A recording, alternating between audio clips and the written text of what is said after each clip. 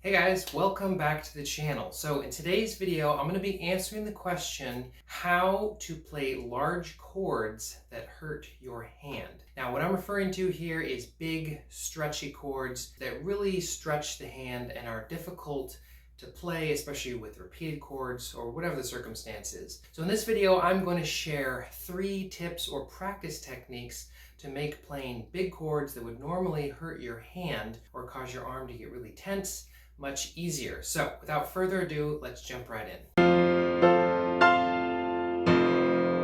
All right, so the 3 tips that I'm going to be sharing today are scissoring technique, sometimes teachers call it that, up-down technique or swan's neck sort of gesture, and then the third thing is playing on the edge of the keys, which is probably a somewhat of a familiar idea. So we're actually going to start with scissoring technique, and what I'm going to do is I'm going to use an example from the Moszkowski Etude Opus 72, number 6 in F major. At the very end, we have this scale that goes up the keyboard, and then after that we have these chords right here. Okay, so let me just play those again. So it's this.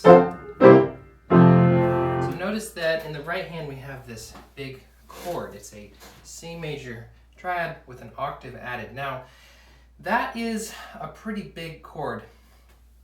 And then the next chord is an F major chord with an octave added, but it's a first inversion chord. So normally the fingering that we would use is 1, 2, 5, but because we have to play this octave A, I'm going to want to play my 4th finger on that note, okay? And this puts a really big stretch between my 4th and my 5th fingers. Now, this is where this technique comes in.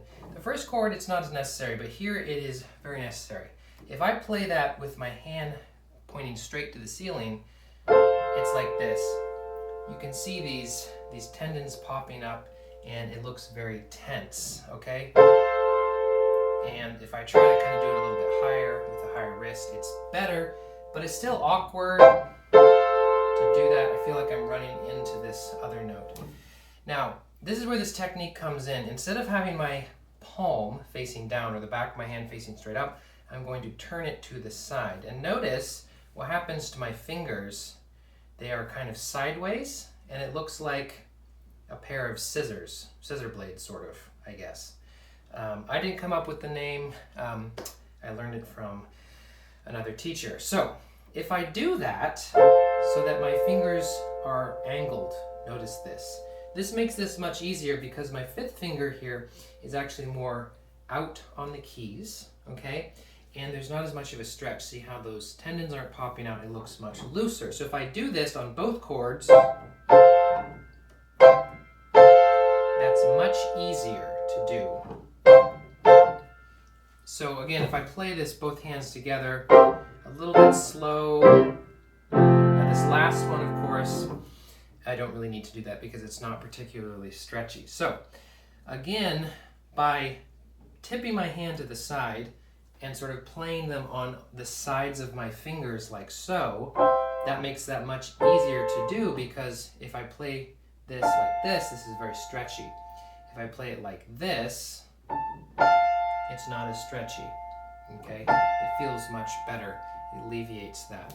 Makes it much easier to navigate through passages, okay?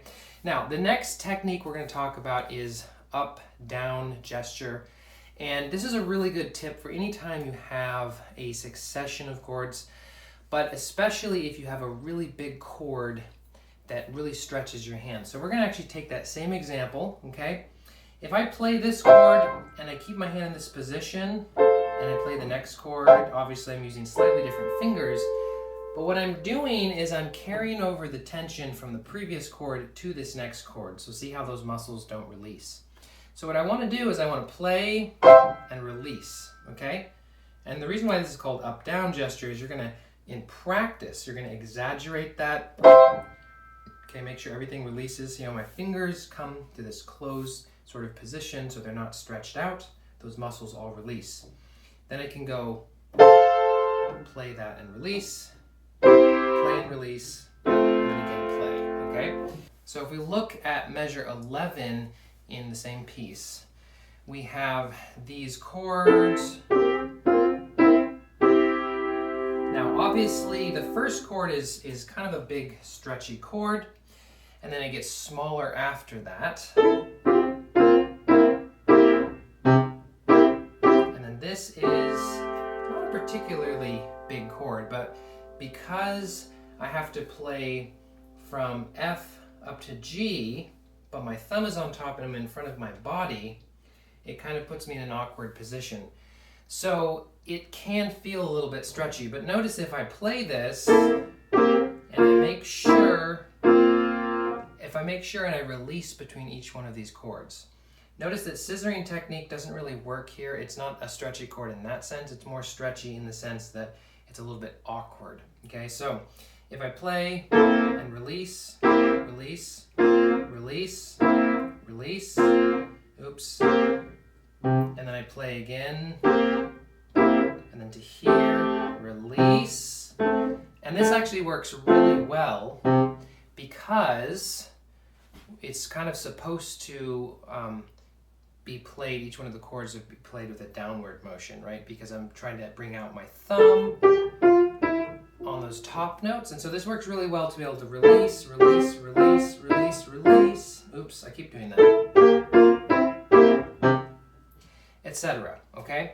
So basically the idea here is that I want to make sure that my wrist is releasing, and in doing so, that's going to ensure that the muscles in my hand are releasing, and then also my fingers are releasing, okay? So we don't want to carry tension from one chord to the next. If I play a series of chords and I don't release any tension, and my hand sort of stays in this position, that's going to naturally build tension from chord to chord. So we want to make sure that we release in between. And real quick before we continue, if you find value in this content, consider supporting me on Patreon. For as little as $5 a month, you'll gain instant access to patron-only tutorials, articles, behind-the-scenes videos, helpful resources, and much, much more. Thanks. All right, so the third technique that we're going to look at is playing on the edge of the keys. And I don't really have a fancy name for it. The other ones had names: up-down technique, scissoring technique. I could make something up, but I'm not really going to.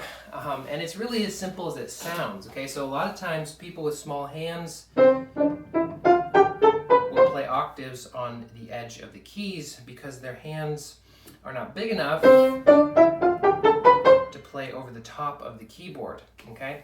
And it's the same idea. So we're gonna look at the opening from Sentimental Melody by Copland. So I'm just going to play a little bit of that.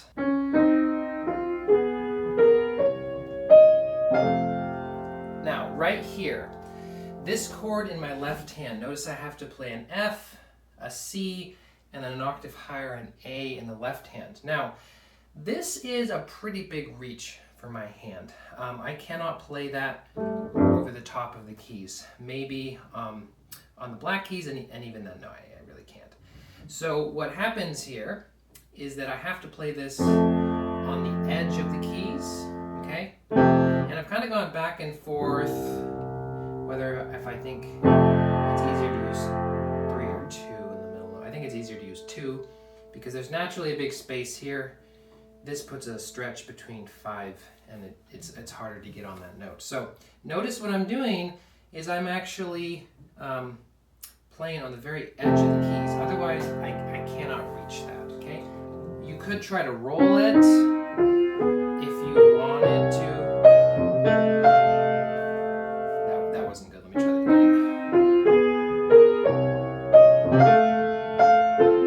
again. Of course, it takes better pedaling, but if I just play that on the edge of the keys, then I'm able to actually play those notes together.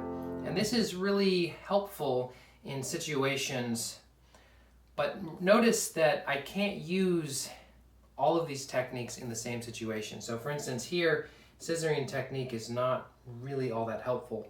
In the first example, right, playing on the edge of the keys doesn't really help me play these any better.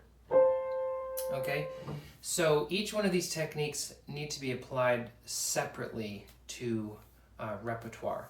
Now, one thing I also want to mention is the up-down technique. That's really important for any time you're playing a big chord, like I mentioned, so that you release any kind of tension. If your hand has to be open to a really wide position, it's really important to always release, just to make sure that those muscles are releasing and not staying out.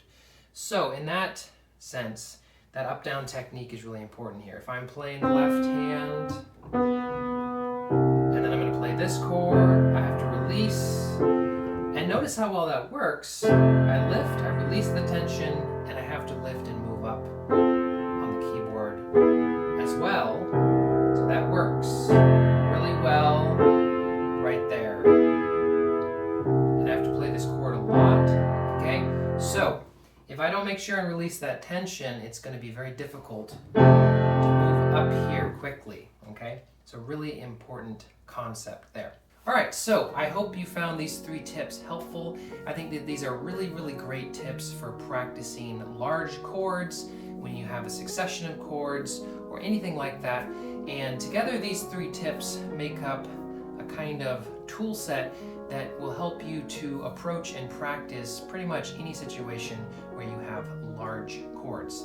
So I hope you guys enjoyed the video. Don't forget to drop a like. And if you haven't already done so, consider subscribing. We post new content every single week, and we'd love to have you be part of the community. As always, thank you guys so much for watching, and I'll see you next time.